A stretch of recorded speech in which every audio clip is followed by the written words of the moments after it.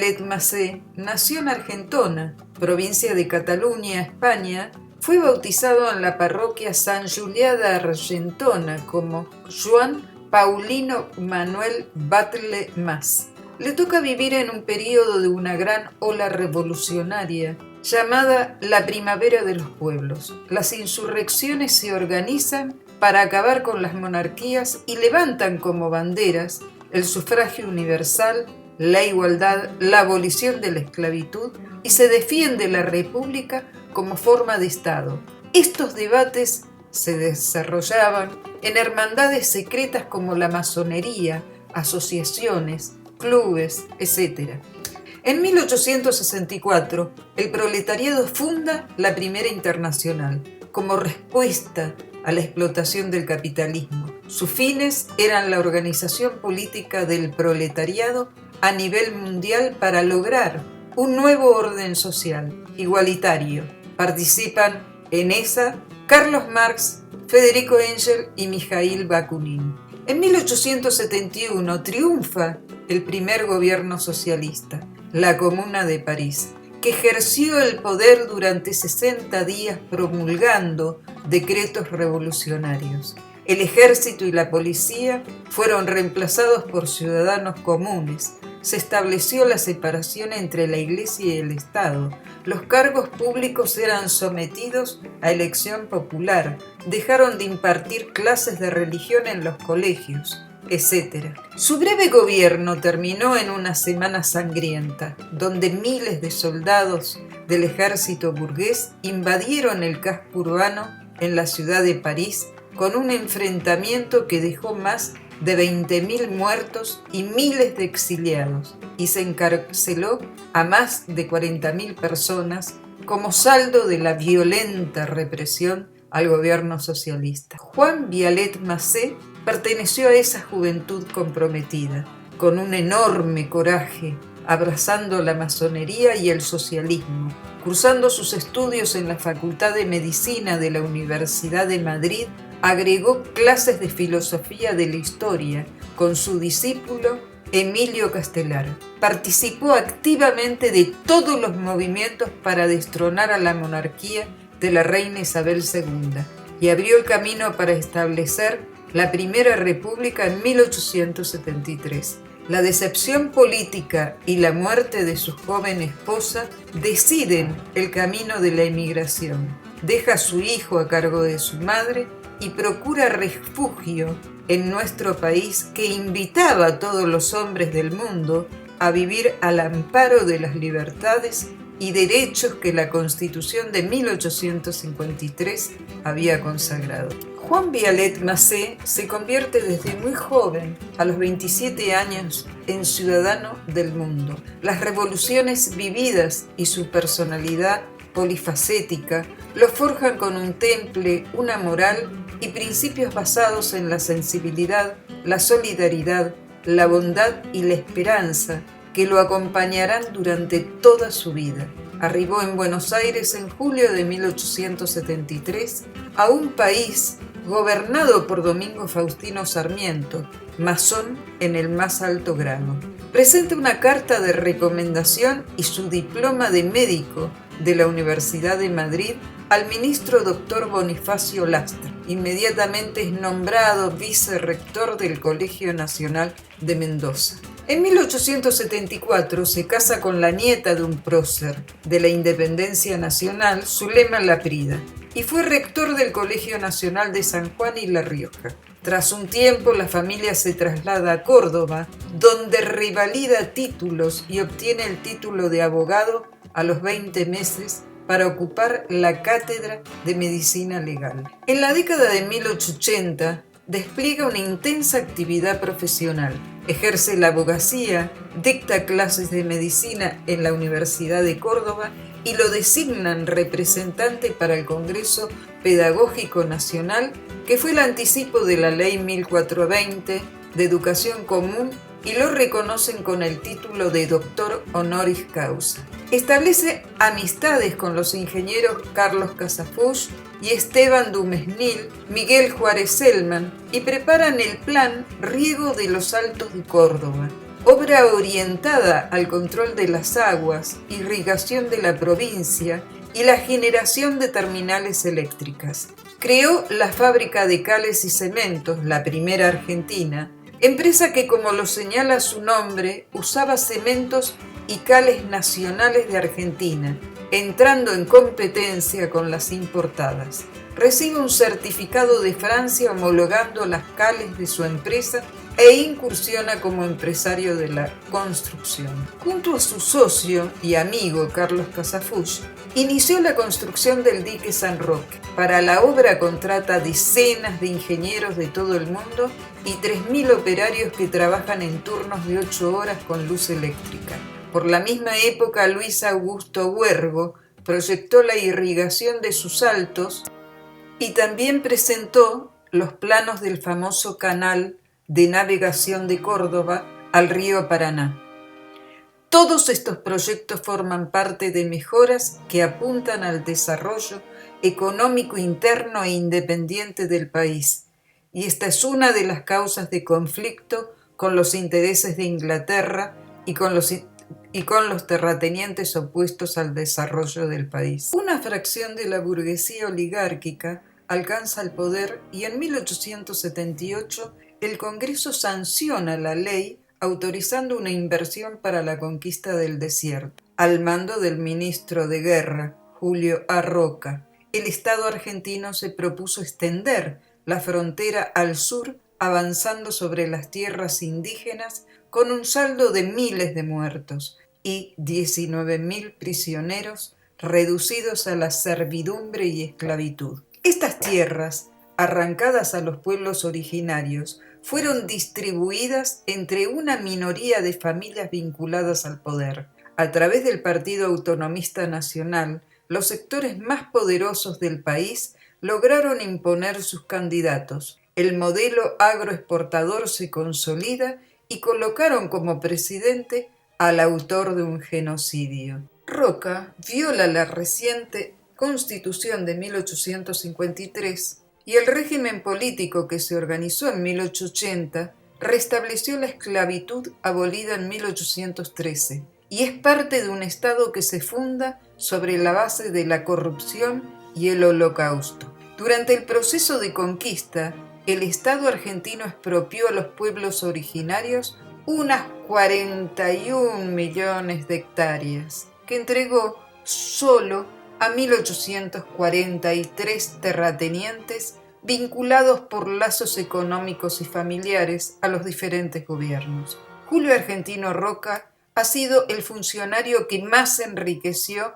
mediante la función pública. Miles de hectáreas fueron para él y su familia. Los latifundistas, organizados en la sociedad rural y enrolados en el Partido Autonomista Nacional, van a gobernar por muchos años, donde persistirá la desigualdad, el voto cantado, con un sistema restrictivo y fraudulento. El 29 de octubre de 1889, Casafuch anuncia que la obra del Coloso está concluida. Vialet iba creciendo en familia, encargos universitarios y publicación de libros, pero al mismo tiempo se hacía de enemigos poderosos. Su fábrica era un desafío al poder británico y también a las oligarquías de terratenientes y burgueses que vivían de la buena relación con Gran Bretaña. Al cumplirse los 100 años de la Revolución Francesa, se organizó en París una gran exposición que quedó en la memoria. Argentina participó y presentó uno de los pabellones más grandes y exuberantes de la muestra. Entre 1889 y 1890 se dio una avalancha de huelgas por la caída del salario debido a la devaluación de la moneda y por la reducción de las horas de trabajo. En 1889 se realizó en París el Congreso Obrero y Socialista, la Segunda Internacional, con delegaciones de 21 países, incluido un argentino, el maestro socialista y masón Alejo Peiret, y el 1 de mayo de 1890 se realizaron actos en Rosario, Buenos Aires, Bahía Blanca y Chivilcoy por las 8 horas de trabajo. El país, gobernado 10 años por el PAN, estaba endeudado por obras suntuosas y la falta de una austeridad tanto pública como privada. Roca, el Zorro, se aprovechó de la profunda crisis económica existente y actuó tras bambalinas, dando espacio al accionar de la Revolución del Parque. Esta fue una insurrección cívico-militar dirigida por la Unión Cívica, comandados por Alem,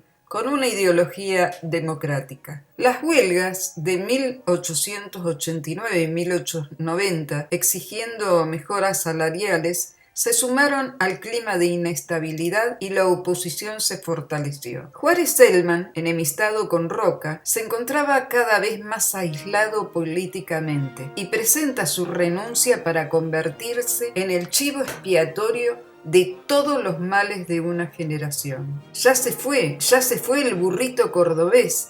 Era el cántico de alivio. La revolución fue derrotada por el roquismo y Carlos Pellegrini asume como presidente, quien nombró a Roca en un puesto clave, ministro del Interior. En 1892, en la ciudad de Córdoba, la policía despertó a los vecinos con el grito de «¡El dique se viene!». Se produce un desbande.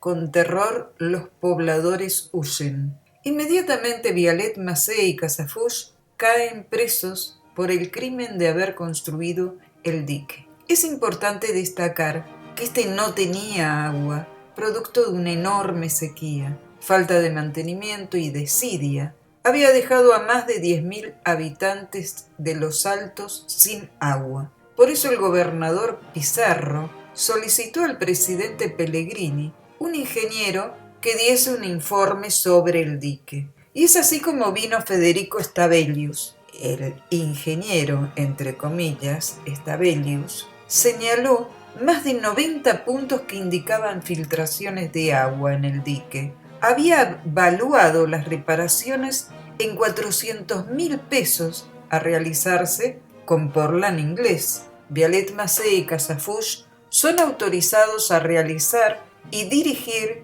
las reparaciones que resultaron por un gasto de 5.000 pesos. El 10 de noviembre de 1893 salían en libertad. Las acusaciones del técnico enviado por la Nación, Federico Stavelius, resultaron infundadas y falsas. Al día siguiente renunciaba el gobernador Pizarro. Desde 1893 hasta 1898, Vialet Macé promueve juicio contra Federico Stavelius por perjurio y ejercicio ilegal de la profesión de ingeniero civil, obteniendo su extradición. El 24 de agosto de 1900 fallece el ingeniero Carlos Casafusch en Gualeguay. Luego de los avatares del juicio, aquejado por dificultades económicas, nunca pudo recuperar su propiedad en Santa María de Punilla. Lo despide su amigo Macé con un conmovedor discurso. Los británicos invirtieron en ferrocarriles, puertos, frigoríficos, con el objetivo de expoliar la nación a través de una red de trenes en abanico y embudo que tenían su terminal en el puerto de Buenos Aires, Rosario y Bahía Blanca, por donde salía la riqueza nacional hacia el imperio. El Zorro se había convertido en un miembro destacado de la oligarquía nacional, con un enorme prestigio. Había participado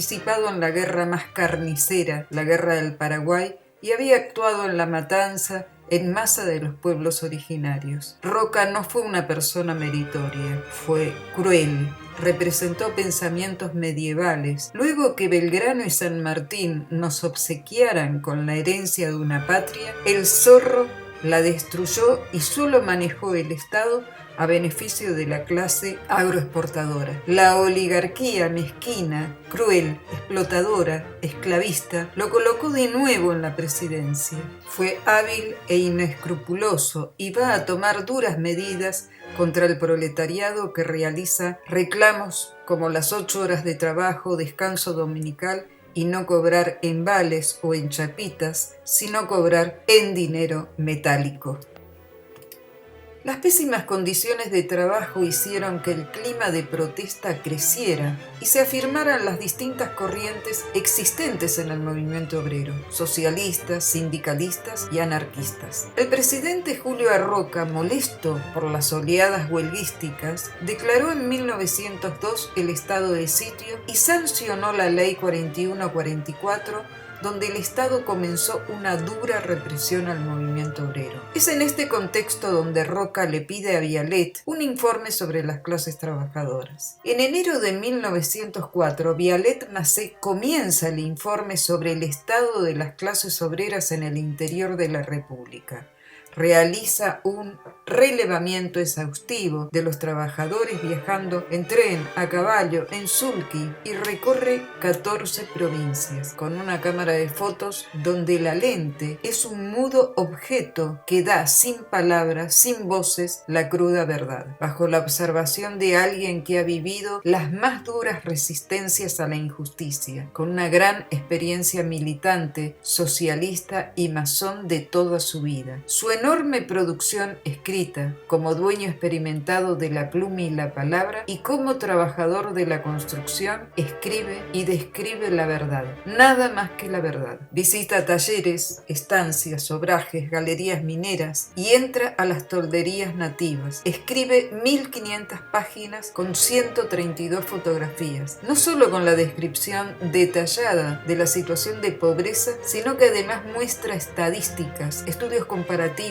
exámenes de suelo, climas, producciones y las características de cada población y etnia. Y siempre las soluciones pertinentes. Se presentan los informes sobre el obrero criollo, el trabajador indígena, la inmigración extranjera, el trabajo agrícola, los cereales, el azúcar en las provincias de Tucumán, Salta y Jujuy, la minería en La Rioja, el riego, la fuerza hidroeléctrica, la cantera en Córdoba, las causas de las migraciones del sur de la provincia de Corrientes, la colonización en Entre Ríos, los informes referidos a la provincia de Santa Fe, la necesidad de reglamentación del contrato de servicio, el descanso semanal, la ley de accidentes de trabajo, el trabajo de la mujer y el niño y las conclusiones finales. El resultado fue la publicación de 3 densos tomos, con la descripción de todos los errores y horrores de la clase elitista y cómo se trata al trabajador y al nativo en la República de Roca. Es muy difícil adjetivar tan imponente trabajo, donde además de estar escrito en un excelente castellano, muestra un compromiso ético con la cuestión social, el trabajo obrero. En el abordaje interdisciplinario utiliza como artillería todo su conocimiento como médico, abogado, técnico en agronomía, escritor, maestro y empresario. Es una obra revolucionaria que deja al descubierto la brutal explotación de la clase trabajadora. Por primera vez se ponen en debate problemáticas como el trabajo infantil, los salarios, el tiempo de descanso, el trabajo de la mujer. Este trabajo es el precursor del derecho laboral argentino.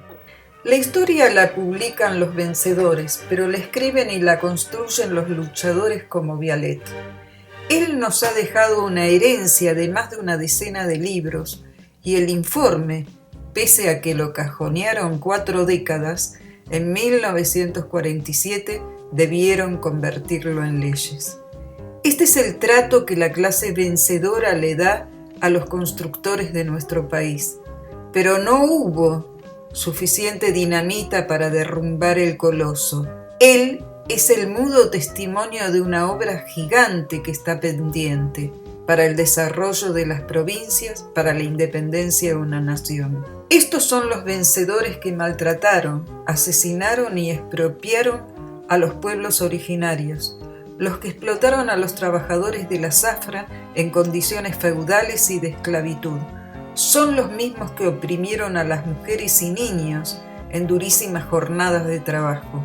Son los mismos culpables de la Patagonia y la Semana Trágica, los responsables del genocidio del 55 y del 76, los apoderados de 14 provincias en llamas, destruyendo nuestro país. Conocer a Vialet-Macé y su obra nos dignifica y nos hacen comprender cómo permanentemente estamos en la lucha por dos países. Uno, el que tenemos, y otro, el que sabremos conseguir, luchando contra la apropiación de la memoria, recuperando la historia confiscada, recuperando parte del capital construido por nuestro pueblo y materializado en este personaje extraordinario, Juan Vialet Macé.